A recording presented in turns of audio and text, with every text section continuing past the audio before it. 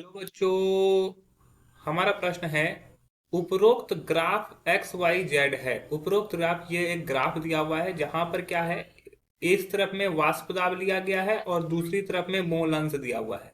यहाँ पे x to Y को माना गया है, यहाँ पे एक्स टू जेड को माना गया है, और यहाँ पर ये पी एक्स वाई जो दिया हुआ है ये एक्स को माना गया है। तो यहाँ पर हम लोग को एक्स और वाई और जेड ये तीनों को निकालना है कि इसका वैल्यू क्या होगा। ए जो दिया हुआ है वो एक्स बराबर दिया हुआ है P1 + P2, और वाई जो दिया हुआ है वो एक दिया हुआ है और जेड जीरो दिया हुआ है। यहाँ पे एक्स का वैल्यू P1 × P2, वाई यहाँ जीरो जेड वन, और यहाँ पर एक्स का value P1 + P2 y zero z one, और यहाँ पर डी जो है वो एक्स में P1 - P2 Y =1 z =0।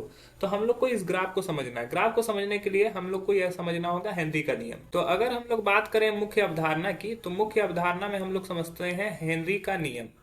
Henry के अनुसार जो होता है, हेनरी के अनुसार क्या होगा कि किसी का मोल अंश जो होगा वो उसके वाष्प दाब के सीधा समानुपाती होता है। ठीक है, मोल अंश क्या होता है, वाष्प दाब के सीधा समानुपाती होता है। क्या, किसी घटक में विलेय या विलायक का जो मोल अंश होता है वो वाष्प दाब के सीधा समानुपाती होता है। तो इस प्रश्न को समझते हैं। तो प्रश्न में समझते हैं कि मान लो कि ये एक ग्राफ है हमारे पास, ठीक है, जहां पे कंपोनेंट एक है, ठीक है, जिसका मूलांश एक है, और दूसरा कंपोनेंट जिसका मूलांश यहाँ पर जीरो है। ठीक है, एक कंपोनेंट का मूलांश एक है। तो ये क्या होगा, धीरे धीरे इसका दाब क्या होता है, धीरे धीरे अगर मान लो कि मोल अंश जब दूसरा कंपोनेंट आएगा तो पहला का मोल अंश घटेगा और दूसरा का मोल अंश बढ़ेगा।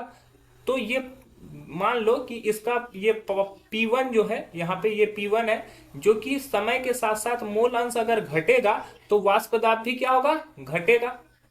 ठीक है, समय के साथ क्या होगा कि मोल अंश अगर घटेगा तो वाष्प दाब भी घटेगा, और एक समय ऐसा आ जाएगा जब यहाँ पे x2 जो है, x2 का मोल अंश क्या हो जाएगा, एक हो जाएगा, और x1 का मोल अंश जीरो हो जाएगा। तो क्या हुआ कि ये वाला जो टर्म था यहाँ पे इसका मोल अंश जीरो था। ठीक है, x2 का मोल अंश जीरो था, समय बढ़ने के साथ साथ मोल अंश क्या होता है, बढ़ता चला जाता है इसका। तो इसका यहाँ पे मोल अंश क्या हो गया, एक पहुंच गया, तो ये मोल अंश हो गया। ये यहाँ पे इसका प्रेशर क्या होगा, प्रेशर भी बढ़ता चला जाएगा। अब ये वाला जो रेखा है ये किसको दिखाएगा, ये P1 + P2 को दिखाएगा।